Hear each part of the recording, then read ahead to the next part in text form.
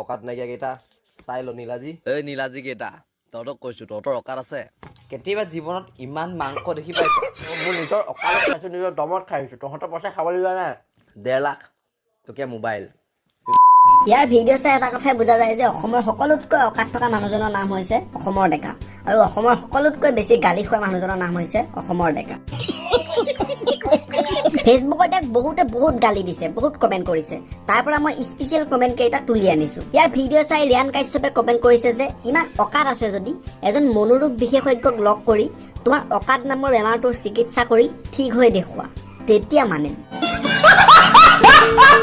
উৎপলে ইয়াৰ ভিডিঅ'ত কমেণ্ট কৰিছে যে ইমান অকাৰৰ কথা কৈ নাথাক, তই লেট্ৰিনত বহিয়ে হাগ, থিয় হৈ নাহাগ। চৈতনীল চুতীয়াই কমেণ্ট কৰি কৈছে যে জীৱনত ডাঙৰ ভুল কৰিলো ফেচবুকত একাউণ্ট খুলি, এতিয়া পাপৰ ফল ভুগি আছো ইয়াৰ এই ভিডিঅ'বোৰ চাই। পাঞ্জিতে বহুত খঙেৰে কমেণ্ট কৰিছে। কমেণ্টত অসমৰ ডেকাক কৈছে যে গৰু চোৰ কেলা, আমাৰ ঘৰৰ ওচৰৰ পৰা কালি গৰু চুৰ হৈছিল, তয়ে নিলিছো দূৰ ভাই, গৰু চুৰ কৰি ইনকাম কৰ। ইয়াৰ ভিডিঅ' চাই ভাগ্যশ্ৰীয়ে এটা বৰ ধুনীয়া কমেণ্ট কৰিছে আৰু কমেণ্টটো 91টা লাইক পাইছে। ভাগ্যশ্ৰীয়ে কৈছে তোৰ যদি ইমান অকাত আছে, ইমান যদি পইচা আছে, তেনেহ'লে ঘনীয় মুখখন চিধা কৰি ল, অলপ বেকা আছে। জুন্তি বৰাই অসমৰ ডেকাৰ ফেচবুক ভিডিঅ'ত বৰ বেলেগ কমেণ্ট কৰিছে।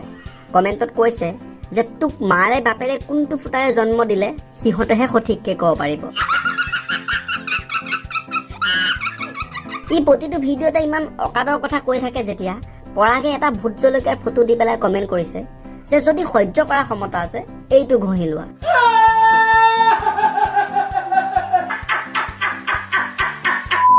আৰু এনেকুৱা ধুনীয়া ভিডিঅ' আহি আছে এই চেনেলটোত। এনেকুৱা ল'ৰা ধেমালিৰ ভিডিঅ' চাবৰ কাৰণে সবদাই চেনেলটো ছাবস্ক্ৰাইব কৰি ৰাখক। Thank you very much.